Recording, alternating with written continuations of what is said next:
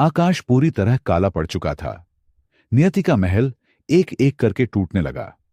धरती से काली अग्नि की लपटें निकल रही थीं। वह रहस्यमयी छाया धीरे धीरे सिंहासन की ओर बढ़ रही थी।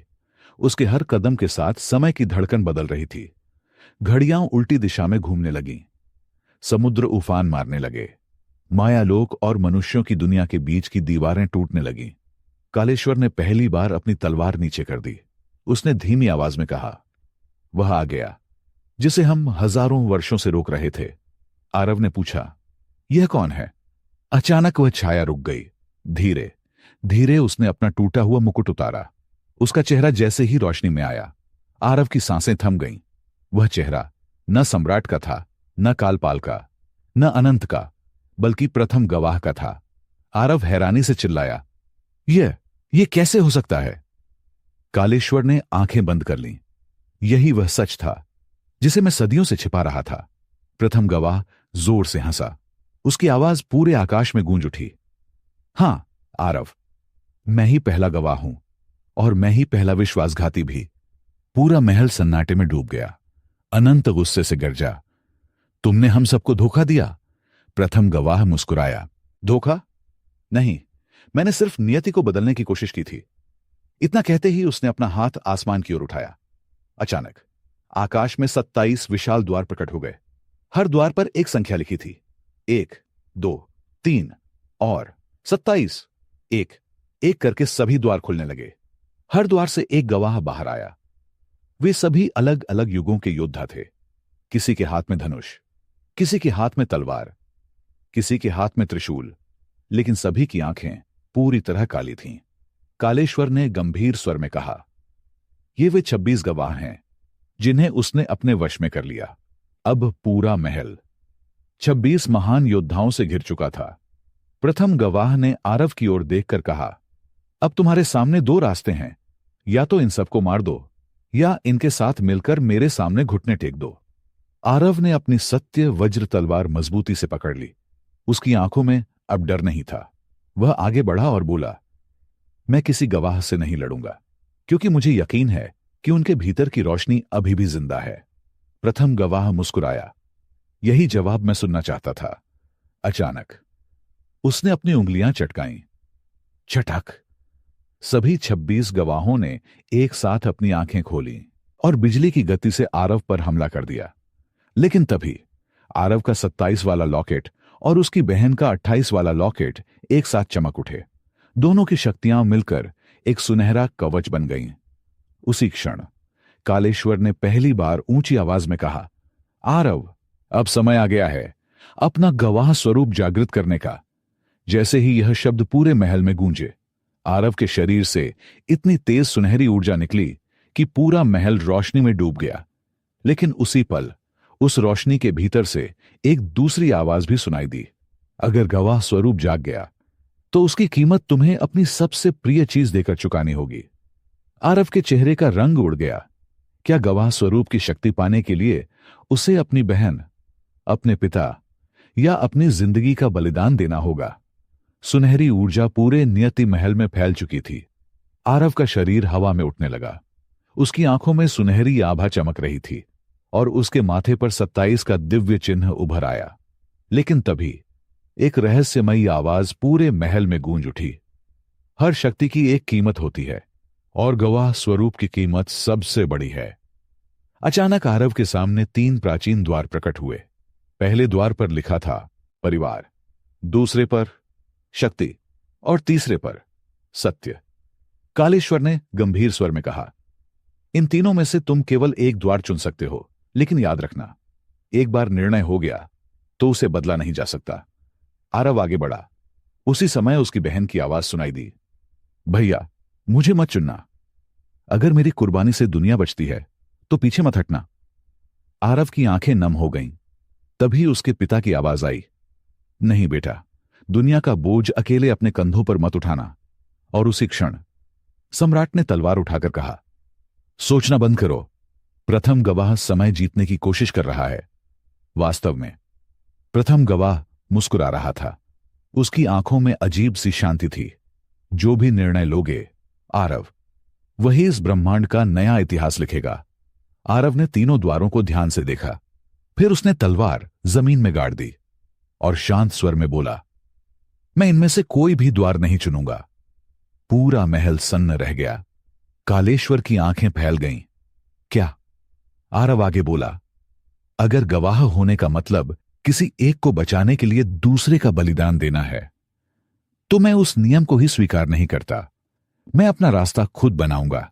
जैसे ही ये शब्द गूंजे, तीनों द्वार जोरदार धमाके के साथ टूट गए। धड़ाप! पूरा महल सुनहरी रोशनी से भर गया। कालेश्वर पहली बार मुस्कुराया। यही उत्तर था। बाकी 26 गवाहों ने हमेशा तीनों में से एक रास्ता चुना, लेकिन तुम पहले हो जिसने चौथा रास्ता बनाया। उसी क्षण आरव का गवाह स्वरूप जागृत होने लगा। उसकी सत्य वज्र तलवार एक विशाल सुनहरे भाले में बदल गई। उसके पीछे प्रकाश से बने ड्रैगन के पंख उभर आए। उसके चारों ओर 27 दिव्य प्रतीक घूमने लगे।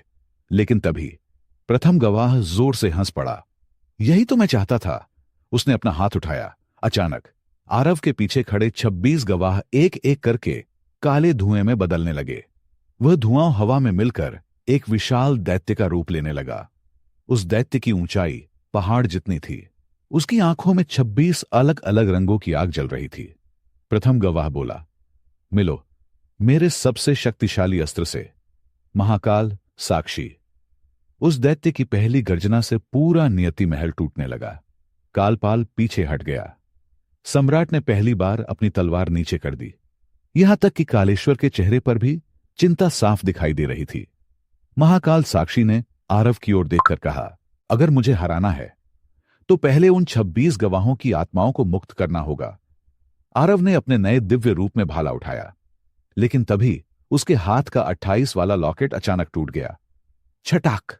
दूर उसकी बहन दर्द से चीख उठी और उसी क्षण एक रहस्यमयी स्त्री की आवाज पूरे ब्रह्मांड में गूंजी। समय समाप्त हो चुका है। अब शून्य रानी लौट रही है। पूरा आकाश काले बादलों से भर गया और पहली बार प्रथम गवाह के चेहरे पर भी डर दिखाई दिया। पूरा आकाश काले बादलों से ढक चुका था। बिजलियां लगातार चमक रही थीं। महाकाल साक्षी की गर्जना से नियति का महल दरकने लगा। आरव अपने गवाह स्वरूप में खड़ा था।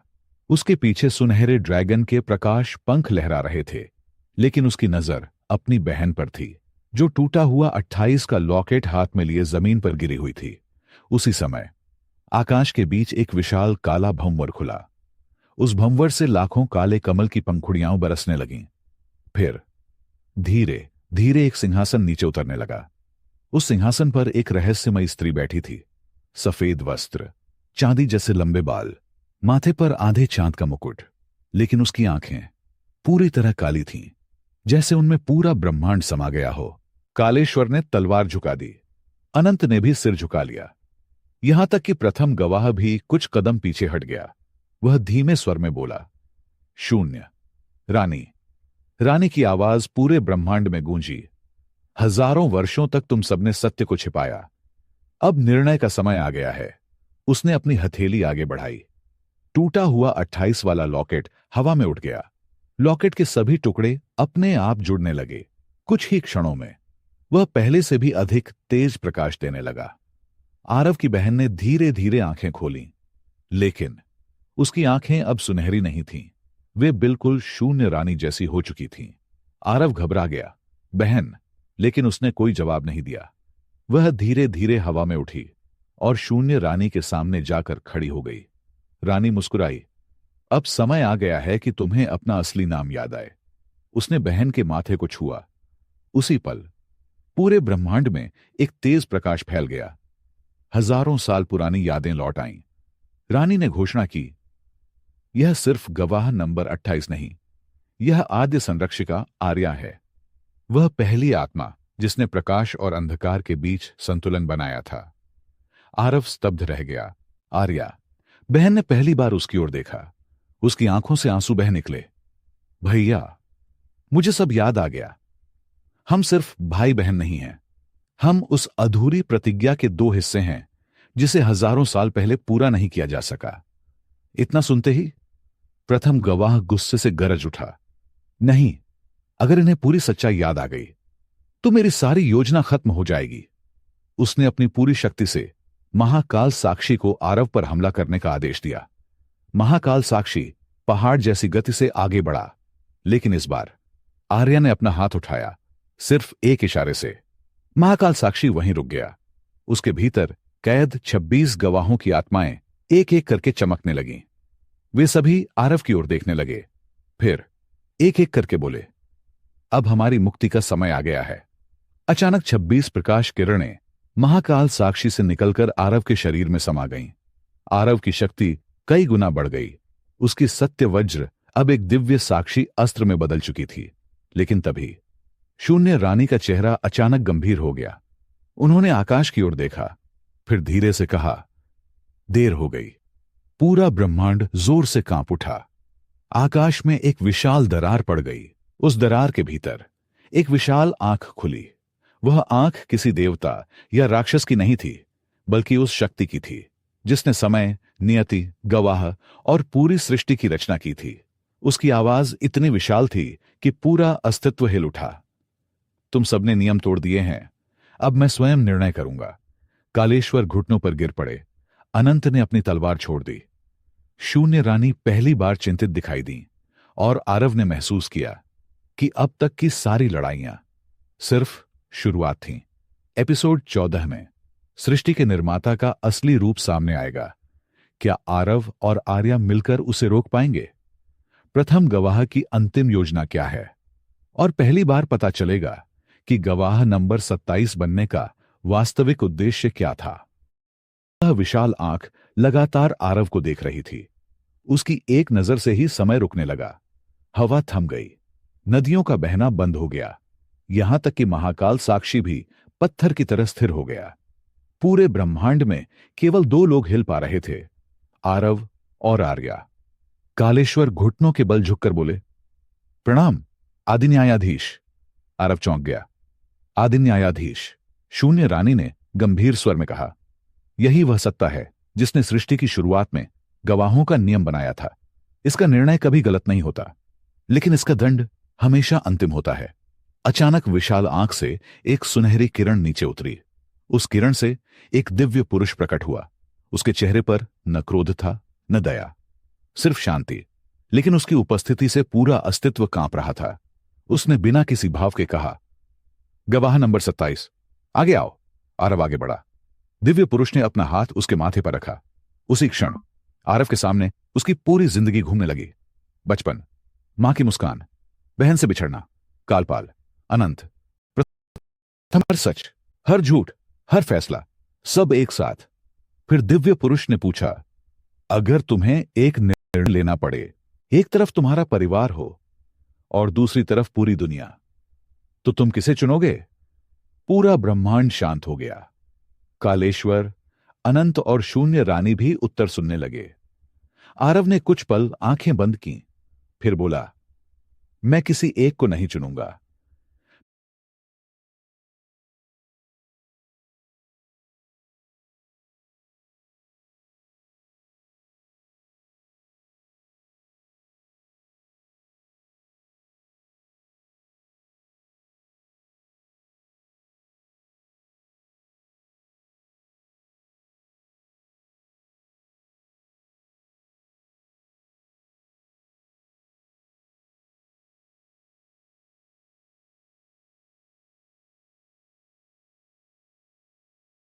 मैं तब तक लड़ूंगा जब तक दोनों को बचाने का रास्ता न मिल जाए।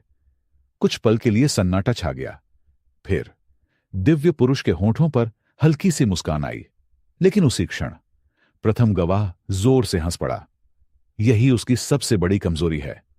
उसने अपनी हथेली जमीन पर रखी। पूरी धरती काले धुएं से भर गई। उस धुएं से लाखों परछाइयां निकलने लगीं। हर परछाई आरव का ही रूप थी। एक आरव गुस्से से भरा, एक लालच से, एक डर से, एक अहंकार से। प्रथम गवाह बोला, तुम दूसरों को तो हरा सकते हो, लेकिन अपने भीतर छिपे लाखों रूपों को कैसे हराओगे? कुछ ही पलों में हजारों आरव असली आरव को चारों तरफ से घेर चुके थे। हर एक ने एक साथ कहा, हम भी तुम ही हैं। आरव ने सत्य वज्र उठाई, लेकिन वह समझ गया, यह युद्ध तलवार से नहीं जीता जा सकता। उसी समय उसके हाथ का 27 वाला लॉकेट तेजी से चमकने लगा। उसमें से एक नई आवाज सुनाई दी, केसाई, अगर अपने असली स्वरूप को पाना है तो पहले अपने सबसे बड़े डर का नाम लेना होगा। आरव की सांसें तेज हो गईं, क्योंकि उसे अचानक एहसास हुआ कि उसका सबसे बड़ा डर प्रथम गवाह नहीं था। उसका सबसे बड़ा डर था एक दिन अपने ही लोगों को खो देना। और तभी उसके सामने उसकी मां की परछाई प्रकट हुई। उन्होंने रोते हुए कहा, बेटा, क्या इस बार भी तुम हमें छोड़ दोगे? आरव की आंखों से आंसू बह निकले।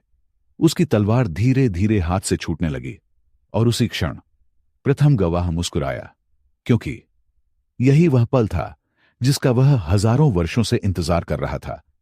आरव की आंखों के सामने उसकी मां खड़ी थी। उनकी आंखों में आंसू थे। उन्होंने कांपती हुई आवाज में कहा, बेटा, इस बार हमें अकेला मत छोड़ना। आरव का दिल टूटने लगा।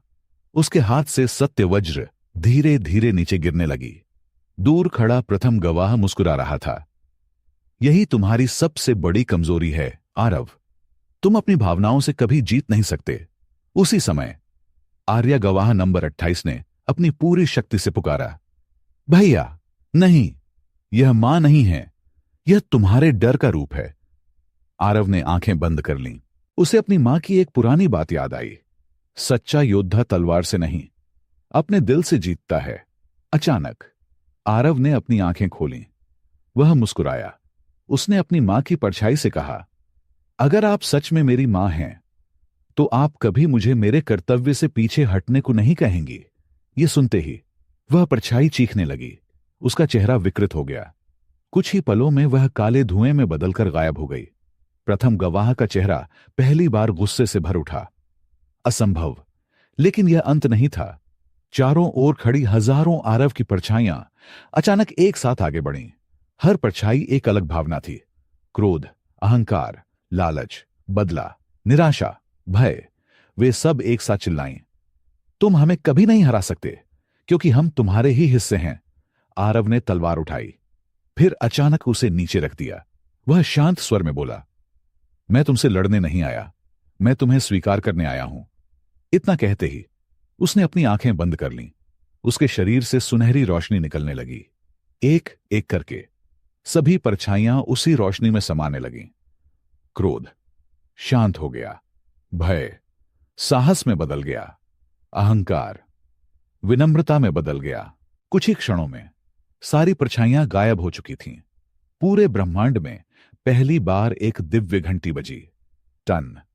आदिन्यायाधीश मुस्कुराए, तुमने युद्ध जीतकर नहीं, स्वयं को स्वीकार करके परीक्षा पार की है। जैसे ही उन्होंने यह कहा, आरव के माथे पर बना 27 का चिन्ह बदलने लगा। अब वहां एक नया दिव्य प्रतीक चमक रहा था, महासाक्षी। कालेश्वर आश्चर्य से खड़े हो गए। अनंत की आंखों में खुशी के आंसू आ गए। शून्य रानी ने पहली बार झुककर आरव को प्रणाम किया। आज से तुम केवल गवाह नंबर 27 नहीं, महासाक्षी हो। लेकिन उसी क्षण पूरा आकाश अचानक लाल हो गया। एक के बाद एक 27 दिव्य स्तंभ टूटने लगे। प्रथम गवाह जोर से हंस पड़ा, धन्यवाद आरव, यही मैं चाहता था। सब चौंक गए। आरव ने पूछा, क्या मतलब? प्रथम गवाह बोला, महासाक्षी के जागते ही सृष्टि की अंतिम मुहर टूट जाती है। उसी समय आकाश के बीचों बीच एक विशाल सुनहरा ताला दिखाई दिया। उसमें गहरी दरार पड़ चुकी थी। चटाक, फिर एक और दरार, और फिर धड़ा नाम। ताला टूट गया। उसके भीतर से इतनी प्रचंड काली ऊर्जा निकली कि स्वयं आदिन्यायाधीश भी कुछ कदम पीछे हट गए। उस ऊर्जा के बीच से एक धीमी लेकिन भयावह आवाज गूंजी, आखिरकार 10,000 वर्षों की कैद समाप्त हुई। आरव, आर्या, कालेश्वर, अनंत और यहां तक कि प्रथम गवाह भी उस दिशा में देखने लगे। लेकिन जो बाहर आने वाला था, उसे देखकर शायद दोस्त और दुश्मन दोनों को पहली बार साथ लड़ना पड़े। विशाल सुनहरे ताले के टूटते ही पूरा ब्रह्मांड कांप उठा। आकाश में बिजली नहीं, बल्कि काले रंग की अग्नि चमकने लगी। पर्वत टूटने लगे, समुद्र पीछे हट गए, समय की धारा रुक गई। उस टूटी हुई मुहर के भीतर से धीरे धीरे एक विशाल छाया बाहर आई। उसकी ऊंचाई पहाड़ों से भी अधिक थी। उसकी आंखें जलते हुए सूर्य जैसी थीं। उसके शरीर से निकलती काली ऊर्जा हर चीज को निगल रही थी। आदि न्यायाधीश ने पहली बार अपनी दिव्य तलवार निकाल ली। कालेश्वर ने घुटनों पर बैठकर कहा, यह असंभव है। यह तो अंधकार सम्राट निराकार है। आरव ने पूछा, निराकार कौन है? शून्य रानी ने भारी आवाज में कहा, सृष्टि बनने से पहले, जब केवल शून्य था, तब दो शक्तियां जन्मी थीं। पहली प्रकाश, दूसरी निराकार। प्रकाश ने जीवन बनाया और निराकार सब कुछ अपने भीतर समेट लेना चाहता था। आरव स्तब्ध रह गया। तो यह पूरी सृष्टि का पहला शत्रु है? शून्य रानी ने सिर हिलाया। हां, और इसे रोकने के लिए ही गवाहों की परंपरा शुरू हुई थी। उसी समय निराकार ने पहली बार अपनी आंखें पूरी तरह खोलीं। उसकी आवाज पूरे ब्रह्मांड में गूंजी, मैं विनाश नहीं, संतुलन हूं। तुम लोगों ने मुझे राक्षस बना दिया। इतना कहते ही उसने अपनी हथेली आगे बढ़ाई। आरव के सामने एक दृश्य उभर आया। उसने देखा, हजारों वर्ष पहले आदि न्यायाधीश, कालेश्वर, अनंत और प्रथम गवाह मिलकर निराकार को कैद कर रहे थे। लेकिन निराकार हमला नहीं कर रहा था। वह केवल कह रहा था, अगर मुझे कैद करोगे तो एक दिन प्रकाश भी असंतुलित हो जाएगा। दृश्य समाप्त हो गया। आरव उलझ गया। तो क्या निराकार सच बोल रहा था? आदि न्यायाधीश ने पहली बार अपनी नजरें झुका लीं। उन्होंने धीमी आवाज में कहा, हमने सृष्टि को बचाने के लिए एक कठिन निर्णय लिया था, लेकिन शायद उसकी कीमत बहुत बड़ी थी। इतना सुनते ही प्रथम गवाह जोर से हंस पड़ा। देखा आरव, जिसे तुम भगवान समझते थे, उन्होंने भी सच छिपाया था। पूरा ब्रह्मांड सन्नाटे में डूब गया। आरव पहली बार समझ नहीं पा रहा था कि सही कौन है, आदि न्यायाधीश या निराकार। उसी क्षण आर्या आगे बढ़ी। उसने आरव का हाथ पकड़ा। भैया, सच हमेशा दो हिस्सों में नहीं होता। कभी कभी दोनों पक्ष अधूरे सच बोलते हैं। आरव ने गहरी सांस ली। उसने अपनी नई शक्ति महासाक्षी को जागृत किया। उसकी आंखों में दिव्य प्रकाश भर गया। वह सीधे निराकार की ओर बढ़ा। मैं तलवार लेकर नहीं आया, मैं पूरी सच्चाई जानने आया हूं। निराकार मुस्कुराया। कई हजार वर्षों में पहली बार। उसके चेहरे पर क्रोध नहीं था, सिर्फ एक रहस्यमयी मुस्कान। उसने कहा, अगर सच जानना चाहते हो तो तुम्हें आरंभ लोक जाना होगा। वहीं पता चलेगा कि सृष्टि की पहली गलती किसने की थी। इतना कहते ही आकाश में एक नया द्वार खुल गया। उस द्वार पर सुनहरे अक्षरों में लिखा था, आरंभ लोक। लेकिन तभी उस द्वार के पीछे से एक मासूम बच्चे की रोने की आवाज आई। आरव चौंक गया। निराकार ने गंभीर स्वर में कहा, उस बच्चे को बचा लो, क्योंकि वही बच्चा आगे चलकर या तो सृष्टि का सबसे महान रक्षक बनेगा या सबसे भयानक विनाश। अचानक द्वार बंद होने लगा। आरव और आर्या एक दूसरे को देखने लगे। क्या वे उस बच्चे को बचा पाएंगे या इतिहास एक बार फिर खुद को दोहराएगा?